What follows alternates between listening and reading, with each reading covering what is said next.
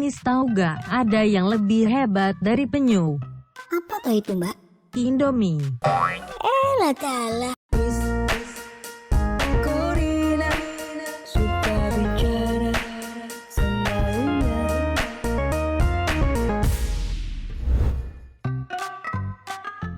Halo Mas Bro dan Mbak Bro anywhere. Matur thank you atas waktunya menyaksikan video Miss Corina. Semoga Mas Bro dan Mbak Bro selalu dalam perlindungan Tuhan Yang Maha Esa. Miss tahu nggak kalau penyu sekali bertelur ada 120 butir? Emang kenapa, Mbak? Tapi Miss tahu nggak ada yang lebih hebat dari penyu? Apa tuh itu, Mbak? Indomie. Lah kalah. Lah kok bisa tuh, Mbak?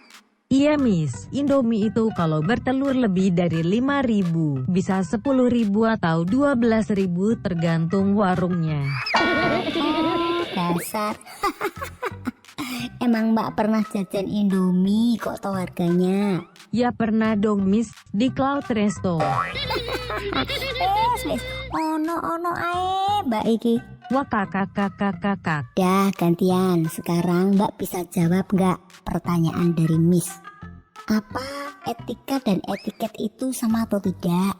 Kalau etiket itu, jualan tiket secara online. Kalau etika, jualan tiket secara online.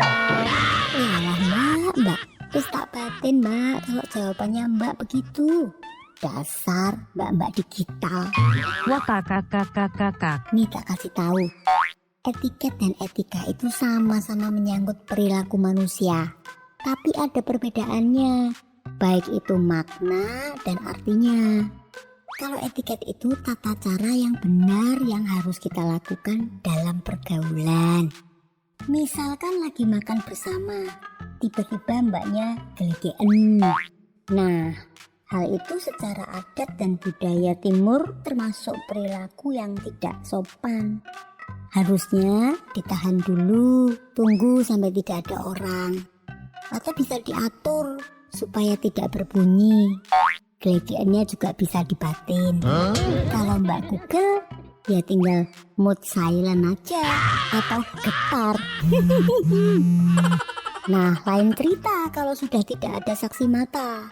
Terserah saja, mau kakinya diangkat, mau bajunya dibuka, mau ngapain aja, tidak berbenturan dengan sopan santun. Jadi, tidak punya etiket berarti tidak punya sopan santun Miss? Salah Mbak, tidak punya etiket berarti tidak bisa nonton konser. Dalah. Satu sama, bercanda ya Mbak. Habis tadi mbaknya bilang etiket itu jualan tiket online. Wah kakak, cuka lo deh. Iya Mbak, bener kok. Etiket bisa diartikan sopan santun. 100 buat mbaknya. Habis minum obat pinter ya? Termasuk juga makan gak pakai sendok. Loh Miss, di negaraku makan harus pakai sendok. Kalau tidak itu tidak sopan. Kalau di negaranya Miss, emang negara Miss mana? Turki Mbak, turunan kidul. Tidak pakai sendok alias muluk gak apa-apa juga. Makanya etiket sifatnya relatif. Sesuatu yang dianggap sopan oleh suatu budaya belum tentu loh dianggap sopan oleh budaya yang lain. Tapi ponakan Miss habis operasi kata dokternya boleh pulang setelah doi bisa kentut. Rupanya doi menahan karena banyak orang di ruangan itu.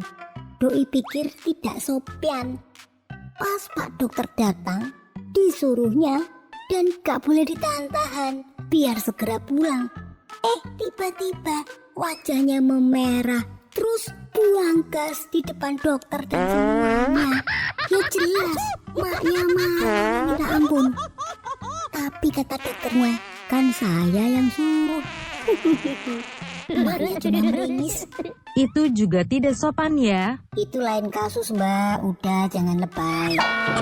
Nah, kalau etika itu wajib dilakukan meskipun tidak ada saksi mata. Misalkan, jangan mencuri, jangan berbohong. Meskipun tidak ada orang yang melihat, tetap saja tidak boleh nyuri, tidak boleh bohong, tidak boleh ngapusi, apalagi korupsi, dan masih banyak lagi lah. Mas Bro dan Mbak Bro, memang prinsip etika itu tidak bisa ditawar lagi. Absolut alias mutlak. Kalau pinjam barang ya harus dikembalikan. Meskipun orang yang kasih pinjaman sudah tidak ada, ya tetap harus dikembalikan. Kesimpulannya dalam bahasa yang mudah itu, etika di sini berarti moral, sedangkan etiket berarti sopan santun.